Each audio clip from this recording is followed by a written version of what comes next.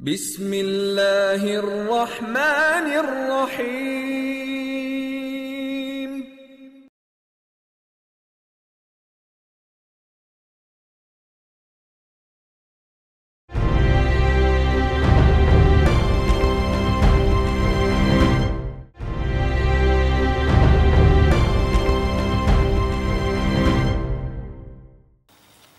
Hello everyone.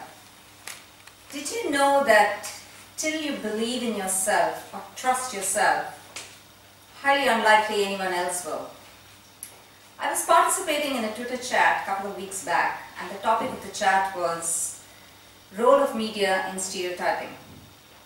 While the focus of the chat was whether media is a major promoter of stereotypes, later that evening when I was at the gym, I asked myself, is media promoting it or going with the flow, or is it a little bit of both?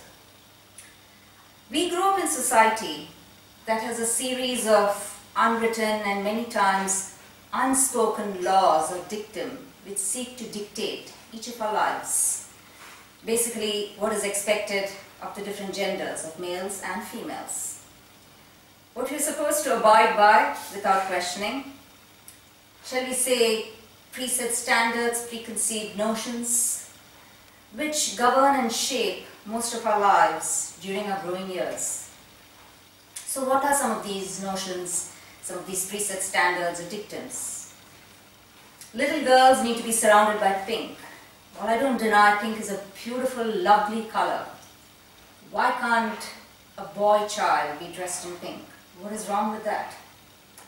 What is wrong in having a girl child play with toys other than Barbie dolls and teddies and pots and pans? Why do we have the notion that if women work and the men decide to sit at home to look after the children, there's possibly something wrong? In India and Pakistan, where it's quite common for a girl to move to her in-laws' place, to live there with her husband and the entire family after marriage, why does society look at a couple with raised eyebrows if the boy decides to live with the girl's parents? Why is that a girl needs to change her surname after marriage? Why can you not give, why have you never given a child the girl's surname, or shall we call maiden name? Is there anything wrong with that? Why is it so difficult for a single unwed woman to adopt a child? Why can't women and men be good friends though they may be married? Why in some societies we add a little twist to somebody with two good friends? Why is it necessary to have a child after marriage?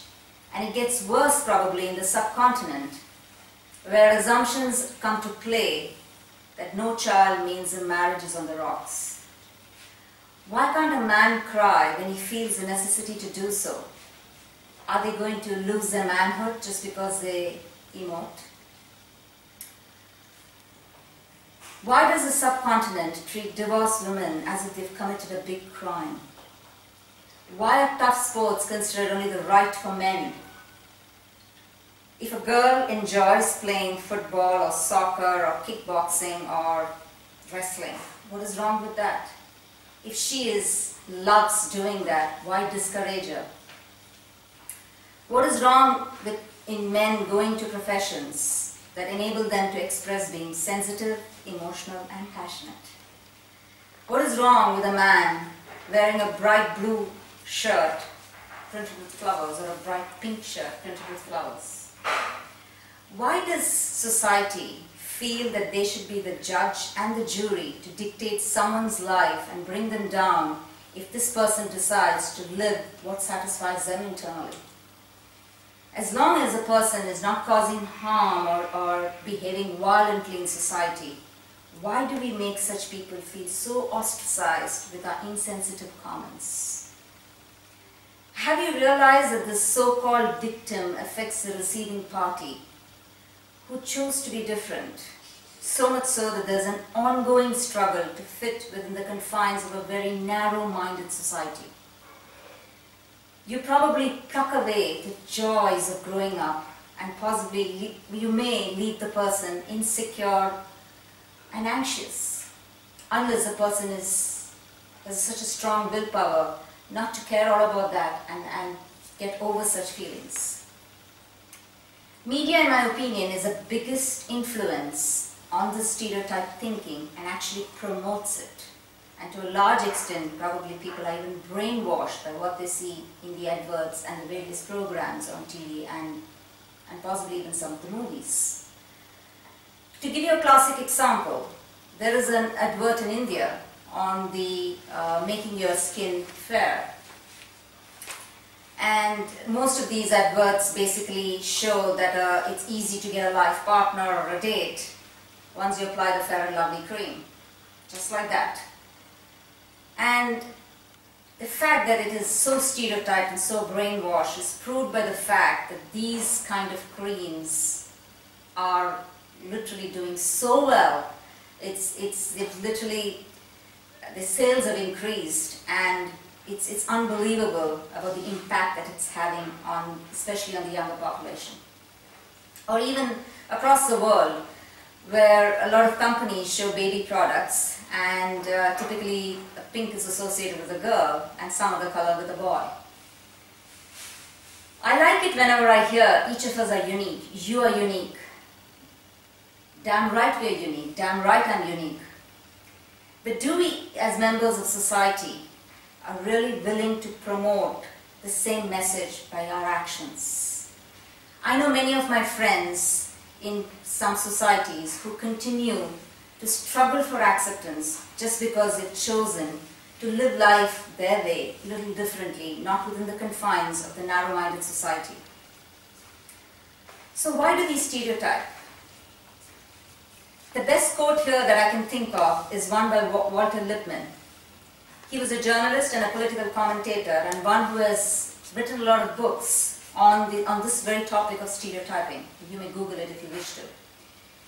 And this, I think, this particular quote or this particular statement summarizes very well. The systems of stereotype may be the core of our personal tradition, the defenses of our position in society.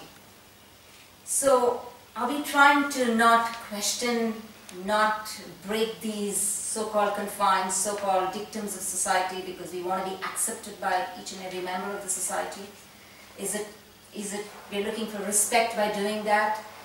The honor of the so-called Khandhani in the subcontinent society? Or is it because it saves a closed mind from the trouble of learning?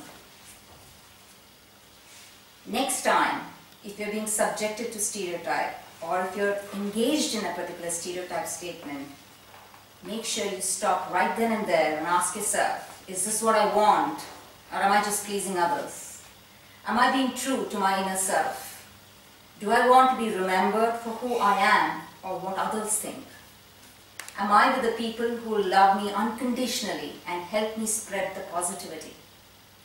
Even if the going is tough, you are your best friend, and the choices you make in life, let it be yours rather than being based on somebody else's whims and fancies.